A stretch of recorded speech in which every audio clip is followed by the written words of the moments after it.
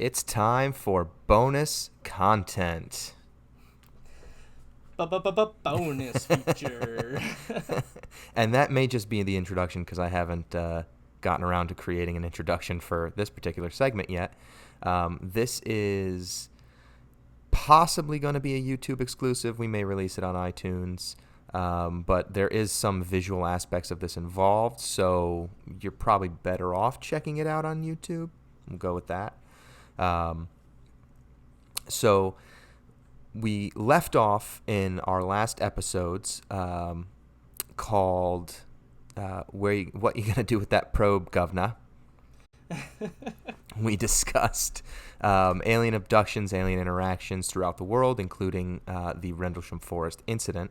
And after doing a little bit of digging, we were actually able to find the translated Penniston binary code. And I also wanted to share with everybody the Halt Memorandum as well. Hell yeah. The official Halt Memorandum. So we're going to share those two things with you guys in this short little bonus content episode, and let's get started. So the Penniston binary code, Decoded, essentially the story was that after Penniston came in contact with this UFO, he started seeing ones and zeros in his mind's eye, and the only way he could get rid of them was by writing them down in his notebook. He also sketched the symbols, but we'll get into that in a minute, that he saw on the UFO as well. So it turns out that once they were translated, the binary code that he had written down stated as follows. Exploration of humanity, 666-8100. Then coordinates, then continuous for planetary advan. Fourth coordinate, continue out UQSCB PR followed by more coordinates, followed by eyes of your eyes. Origin, coordinates. Origin, year, 8100. So, essentially, he was granted an otherworldly message in binary code. Now, it consists of what seems to be coordinates of locations around the world. And these coordinates include Caracol, Belize, Sedona, Arizona, the Great Pyramid of Giza, the Nazca Lines in Peru, Taishan-Q, China, the Potara at the Temple of Apollo in Naxos, Greece, and a purported location of the mysterious Phantom Island, High Brazil, in Ireland. Now, for those of you that don't know, High Brazil is a mysterious island appearing on maps from 1325 to the 1800s. In Irish myth, it was said to be clouded in mist except for one day every 7 years when it became visible, but still could not be reached by anyone. Stories about the island have circulated throughout Europe for centuries, and with tales that it was promised land of saints or a paradise where an advanced civilization lived, possibly Atlantis. Oh, yeah. That's wild. I've never once heard of this in my life. And we're going to throw up a picture of a map that actually has High Brazil on it. On most maps, the island was located roughly 321 kilometers, or for Chris, 200 miles, off the west coast of Ireland in the North Atlantic Ocean. One of the most distinctive geographical features of High Brazil on those maps is that it often appears as a circle with a channel or river running east to west across it. Weird, dude. Yeah. That's so bizarre. Also, origin year 8100. Mm-hmm. Well, don't forget, he said that these guys weren't aliens. Yeah. They were from the future. So origin year 8100 could be the year they're coming from. Wow. To think that far in the future, like, people are coming back. I mean, it's over 6,000 years in the future. There's no telling what could be discovered by then or anything like that. Absolutely wild, dude. Absolutely. Oh, got the claw? Yes. Always. This time I have mango, my mango White Claw. Hey. Yeah, and before we go any further, I'm all decked out.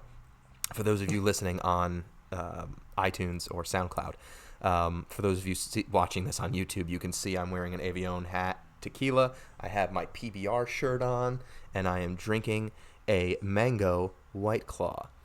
All of these are the official unsponsored. Unsponsored, but listen, if you want a sponsorship deal, come at your boys. All I'm saying is we like all of these products, and we would be happy to promote all of these products. First one's pretty easygoing guy. That's right. First one's free. That's happening right now on the bonus content. Right. Everything else after that, you just let me know. Yep. We don't mention it ever again, though, White Claw, so just get that through your head. Correct. I mean, I may still drink them during the show, but I will not mention that I'm drinking them during the show. That's as good as it gets. We can be reached at the number 4 Guys Media Network at gmail.com. Now, for those of you watching on YouTube, what you're about to see is some drawings from Penniston's notebook and also a computer-generated kind of rendering of those drawings that he claims to have seen when he touched with balls of steel the UFO. So these are those things that were raised up a little bit, about 3 inches tall, and felt like sandpaper on what was otherwise a very smooth, no rivets, no seams surface of the UFO. So we're throwing those up on the screen for you guys. It's really just kind of glyphs. It's not like hieroglyphics or anything like that where there's like animals or something. It's mainly just kind of like shapes and glyphs and stuff like that. So you'll see that. But we invite you to check this bonus content out on YouTube if you want to check those out. Now, the next piece of bonus footage we have for you is the official Halt Memorandum. And that is a transcription of Lieutenant Colonel Charles Halt's official memorandum on the Rendlesham incident. So this is the official report filed by USAF Deputy Base Commander Halt concerning the UFO incidents in Rendlesham Forest near the Brentwaters Woodbridge RAF bases. It goes as follows. Department of the Air Force, Headquarter 81st Combat Support Group, USAFE. APO, New York, DY 735, 13 January 81.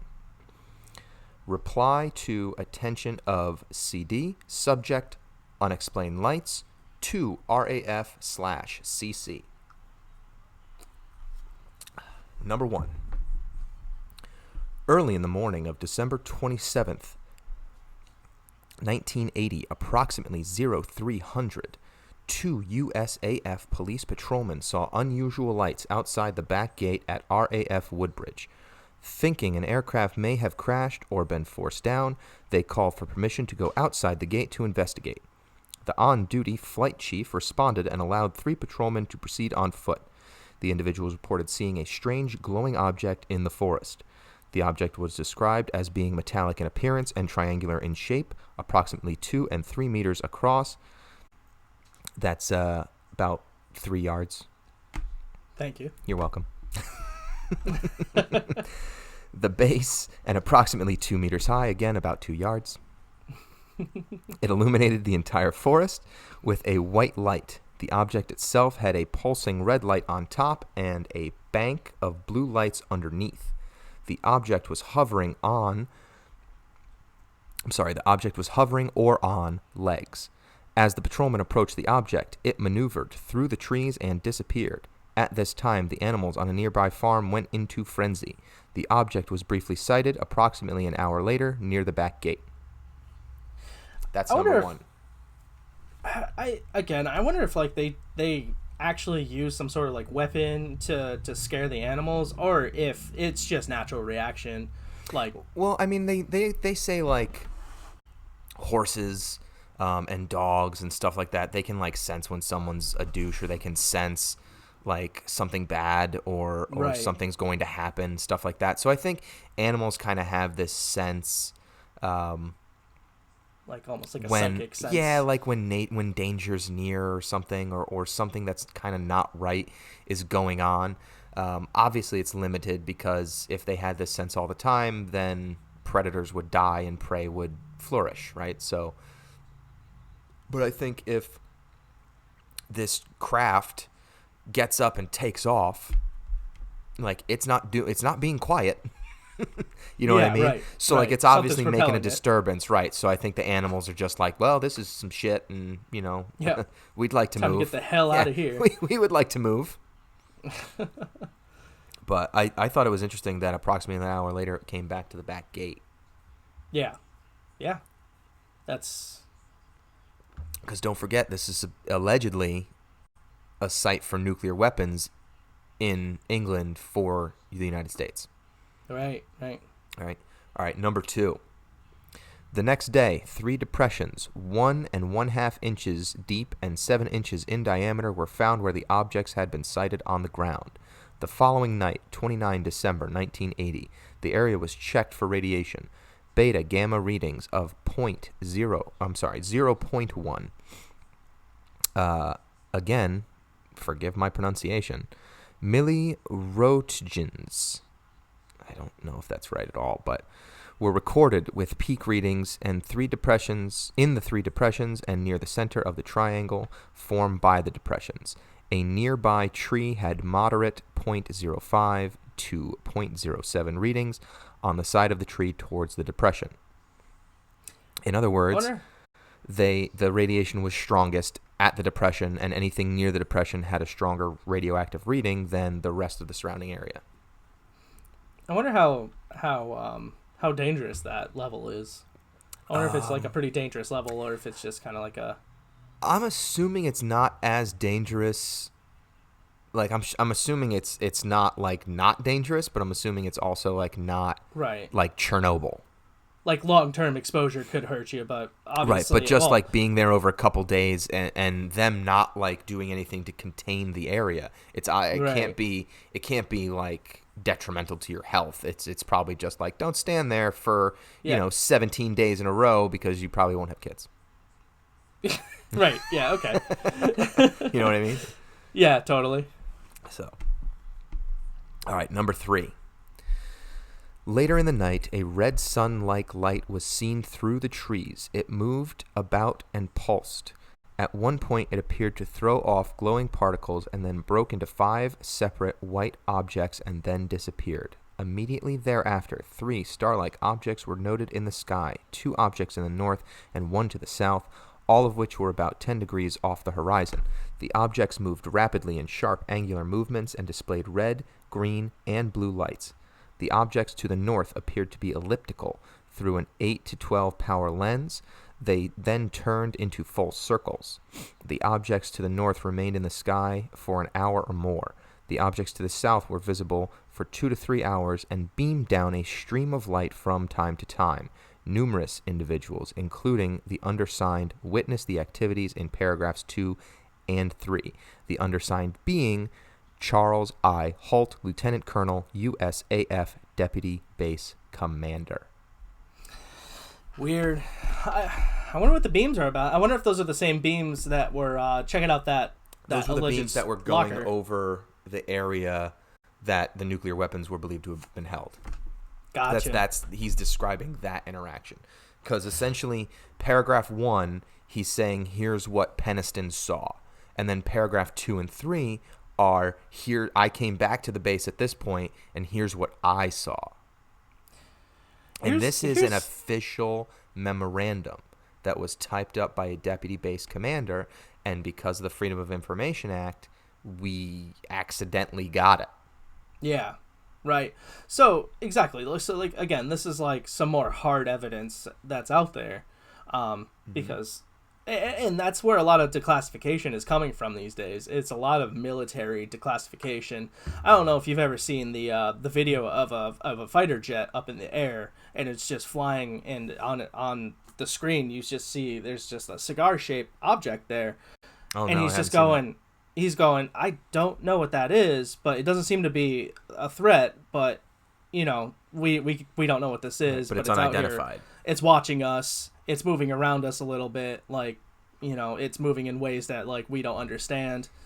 It's pretty crazy. And that's just out there for anybody to check. I mean, you can find it pretty easily in YouTube. That's nutty. If you just searched it up. Yeah.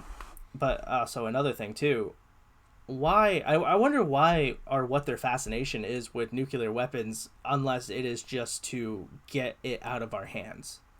Well, I mean, if you look at it this way, right? So we're seeing that like aliens in some of these things, right? You were talking about like the first nuclear weapon we shot into space was destroyed. We don't know what destroyed it. Yep.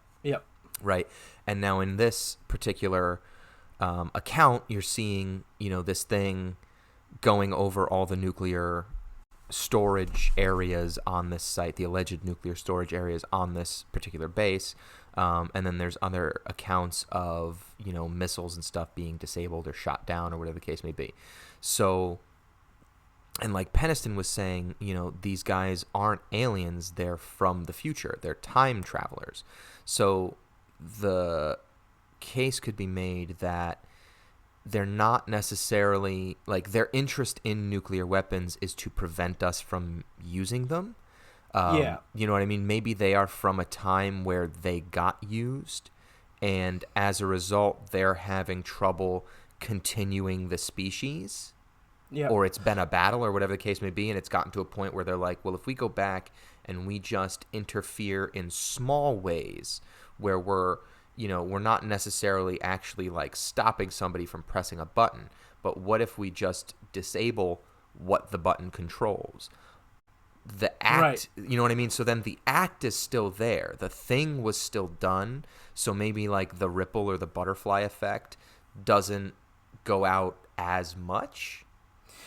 Yeah, exactly. Or it could be like just something like you just said, like almost like a self-preservation tool. Mm-hmm. Like they don't want us destroying our Earth with these stupid weapons, testing them out, and irradiating the shit out of our land. Right, because like it could just be that like there's no more ozone and we don't have light travel, the speed of light travel yet. We may only have time travel, which in and of itself is kind of a weird thing to think that way, but.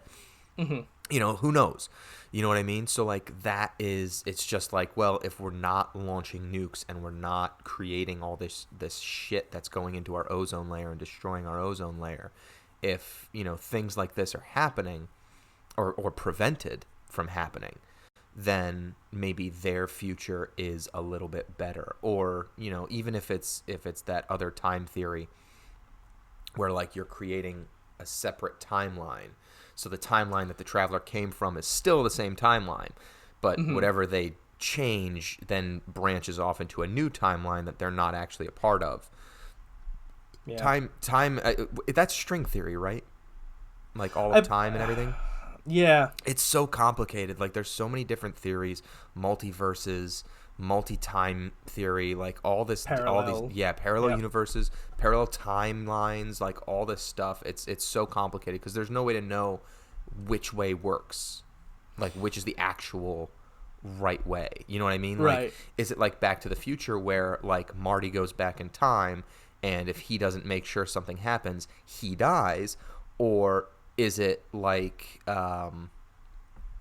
what's the other show I'm thinking of? Oh, like Dragon Ball Z, right? They have Trunks go back in time, and Trunks goes back in time and he alters the past. But when he goes back to the future, it's the same future he came from, even though Goku is technically still alive. And yes, I know I'm geeking out for a minute, but I also have a Dragon Ball Z tattoo, so screw you.